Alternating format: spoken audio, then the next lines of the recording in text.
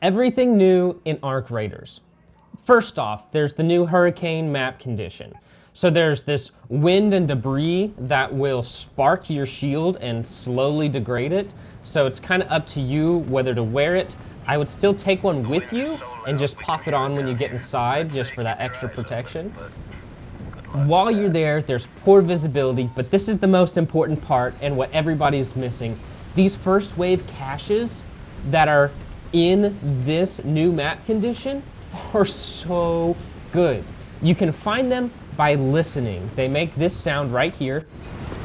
And inside you will find guns, ammo, grenades, and in every single one I've opened so far, I've gotten a blueprint. I got both the Vita Spray and the Bobcat blueprint from one of these, so be looking out for these. Second off, Damn Battlegrounds got a new high-tier loot zone. It's the controlled access zone. Now, this puzzle, you have to find a battery and put it in the upstairs. It can be kind of hard to find, so make sure you look all around. I ended up finding it up this zip line at this door, so really crazy place to have it. But then you have to hit 4 buttons at the same time, so you need 4 different players. I made sure that it wasn't just a specific order that you had to press these buttons. They reset. Every single one of them resets within like a second. So you all have to press it at the same time, which is wild. But I think it's interesting that you have to have 4 people because you either need a lot of people working together on solos or you need a trio plus somebody else to help you. Very interesting. After you put in the buttons, then it opens the door to another thing you have to put in. We had to put in metal parts and a motor, but I've also seen somebody else need a leaper pulse unit, so I think it might randomize or they just changed it. I'm not sure. Tell me what you guys know about that. In this new zone, there's also a new key room, the controlled access zone key. So be looking out for that. If you guys find one, let me know. I'd love to see some footage of it. New Arc. There's the Firefly and the Comet. Now the Firefly is so much worse than the Hornet. You can hit the yellow canister underneath it, but it's easier to take out 2 thrusters instead, but you're gonna have to take off the armor, so it's actually kind of difficult. And supposedly the AI will wait for you to be engaged with other Arc before it comes down to strike. So just be watching out for those. It also drops the Firefly burner, which you have to craft trailblazers. I'll talk about that in a minute. The Comet, it hits hard. Like a deadline, but not quite as bad. And it is tough to kill. Just kill it from a safe spot or focus fire on it with your team because it is heavily armored and will absolutely demolish you. It drops the Comet Igniter, and that is used to craft deadlines. The Comet Igniter, you have to kill it for it to drop it. If it explodes, that igniter explodes as well, and you will not get the Comet burner. So that brings us to these crafting changes. With these changes, there's a whole host of things that are affected. So as you heard me say, the Firefly burner, you have to have that for the Trailblazer. The Comet Igniter, now for deadlines. The Rocketeer driver you have to get for wolf packs. The Hornet driver for the Showstopper. The Tick Pod for the Vita Spray.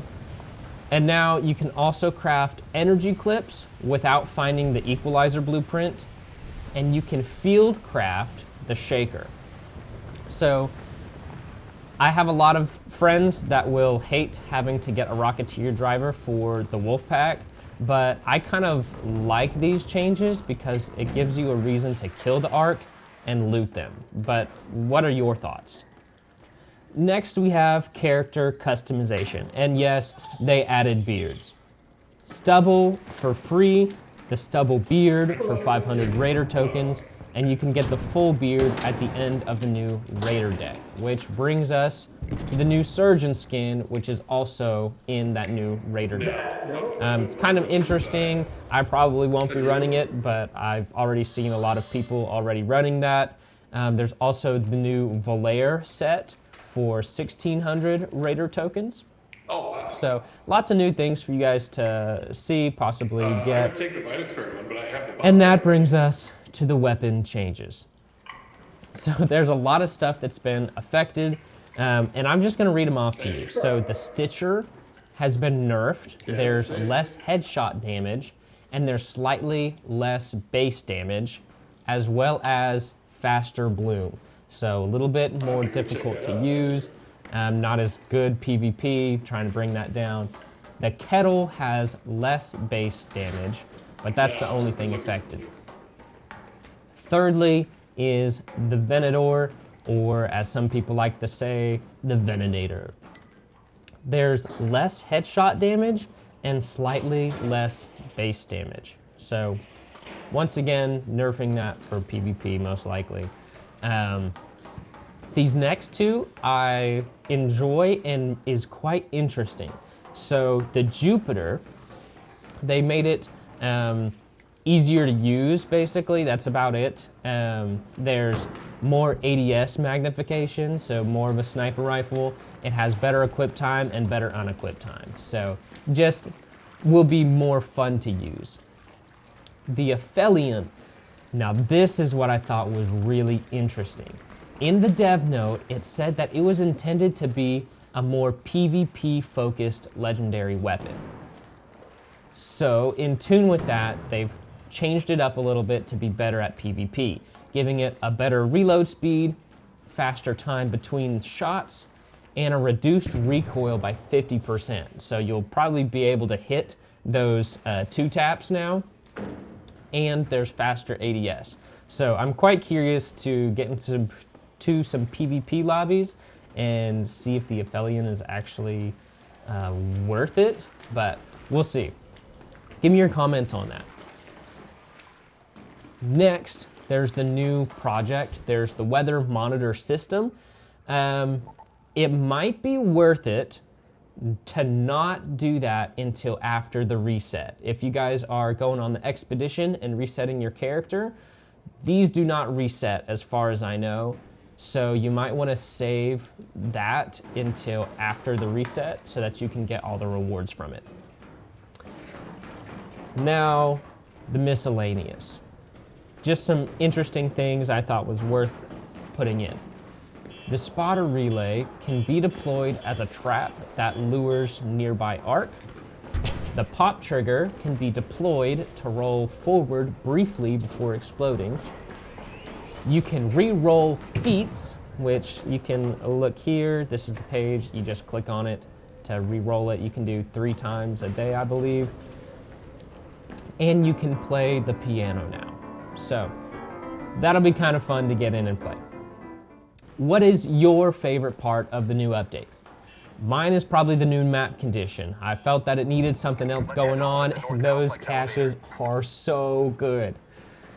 Did I miss anything? If so, leave it in the comments for us to see, and make sure you like and subscribe for more Arc Raiders content.